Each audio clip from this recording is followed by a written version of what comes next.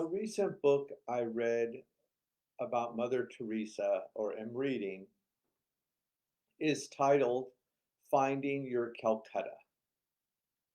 What in the world does that mean? Good morning. My name is Father Frank Buckley. I'm the host of our meditation group, Flourishing During Challenging Times. Let's spend a little time today in our inspiration just being curious about finding Calcutta. If you're new to the program, it's a three-part program. We always begin with a little inspiration, uh, and then we move to the heart of the program, which is a 20-minute silent meditation. And the method is we just sit down, engage our sacred word, and give the first 20 minutes of the morning to God. And then the very last piece is the daily Jesuit Ignatian examine, where we just look over the recent past, go to kind of a place of gratitude, and notice where God was stirring in our minds, our hearts, and our lives. So this morning, thank you, Susanna, um, for giving me the book, Finding Calcutta.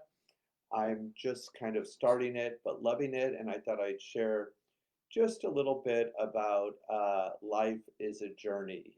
Speaking of journeys, on this journey, welcome Jennifer, another person to join our community from Scotland. Hopefully, you will find a home here. It is a very supportive community for those who are moving on a journey towards being a contemplative in action with the accent on contemplative. So one of the things, we're all on a journey, and Susanna gave me this book, and I love the way the journey begins for this woman. So I thought I'd use it for our meditation. Let me know what you think. You feel free to put comments in the side. So the title of the book is Finding Calcutta by Mary Poplin. And of course, I'm a huge fan of Mother Teresa, so I'm already loving it. The first chapter is titled Getting There. When I wrote to Mother Teresa and the Missionaries of Charity asking if I could come and work for a couple of months, I did not have in mind do something beautiful for God. Yet, this is a message that hung above the doorway to the Children's Center where I would eventually be assigned. In all honesty, I was thinking of doing something for myself that had more or less to do with serving the poor and with my relationship with God. It was not for some beautiful or holy reason that I was going to Calcutta. Indeed, I harbored no thoughts that they needed my help or that I would even be particularly helpful. I wanted to know why Mother Teresa said her work was not social work, but religious work. She said repeatedly that they do not run hospitals or schools, but religious centers. When by mid December I still had no reply, I felt discouraged. Other opportunities waited in the wings for sabbatical. I had been invited to do a series of lectures in Great Britain, and a friend wanted me to study with her in Jerusalem, but my heart was set on Calcutta.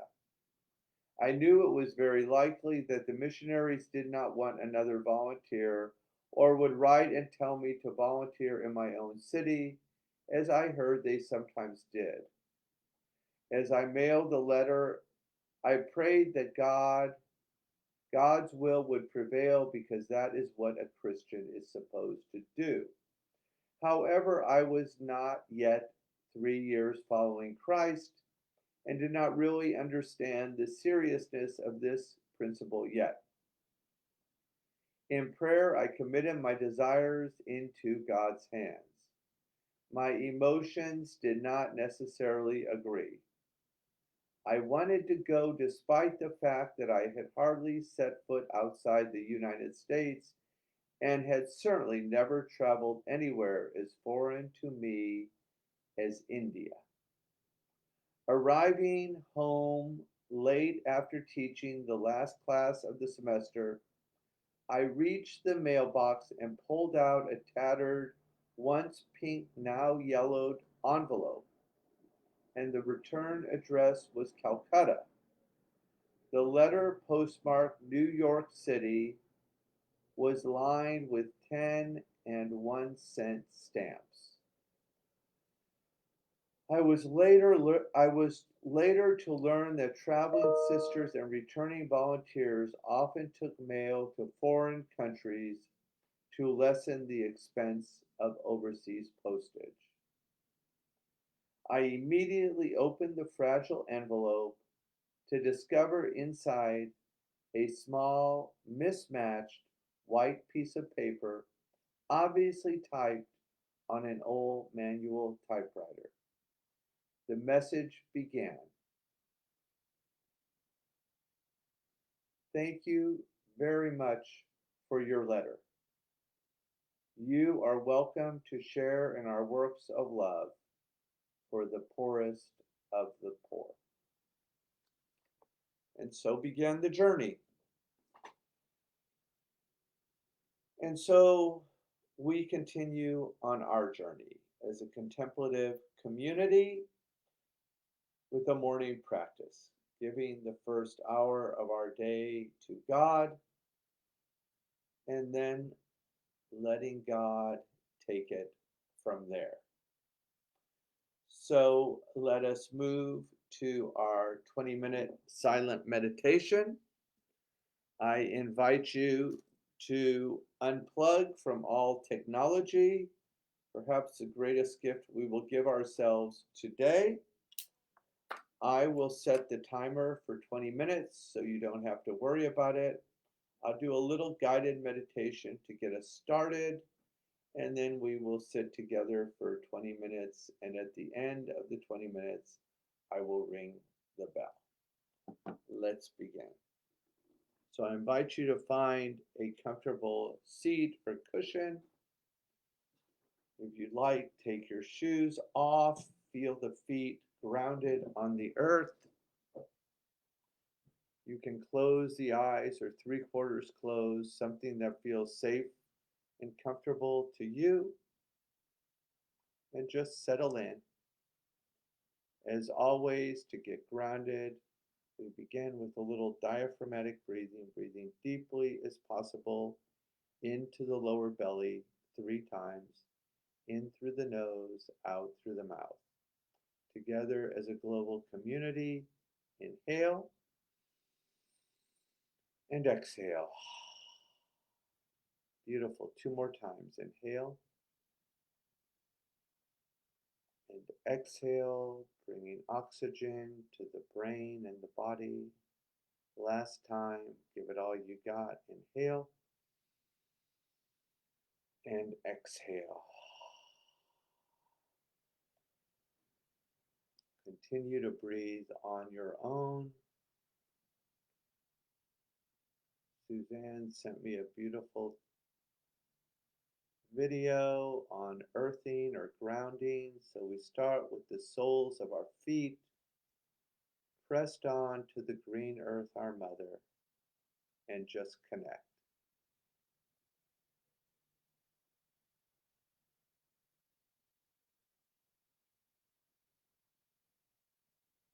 Tune into the energy of the earth.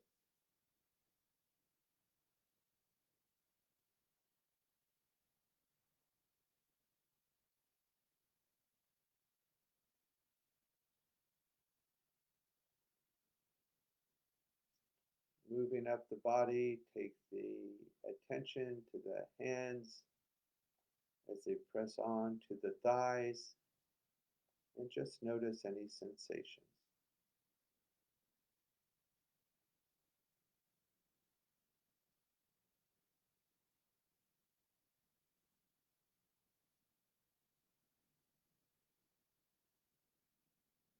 step outside the body, observe, relax the shoulders,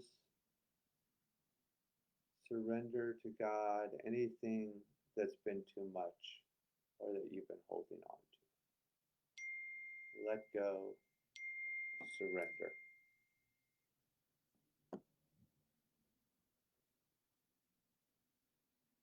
Just let everything slide off the shoulders and let the earth receive it.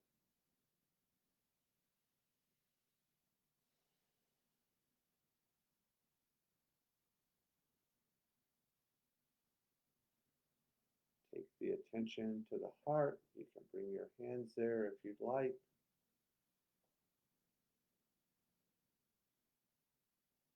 Focus on something that brings you joy this morning. It could be finding your Calcutta, conversation with a friend, something of beauty, an act of love. Just something that brings you a little joy, and name it in one word.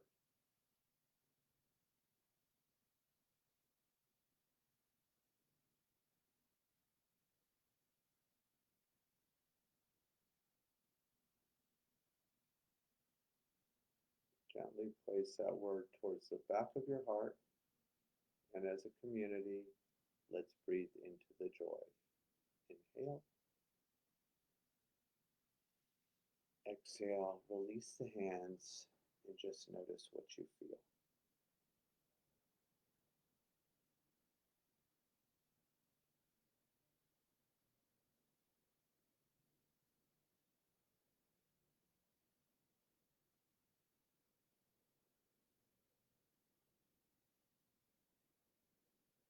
Finally, we arrive at the forehead, the area between the eyebrows, the seat of intuition, and focus on an intention for this morning. Something we desire deeply in our life in this moment. St. Ignatius invites us to not be afraid to ask God for something great and beautiful today.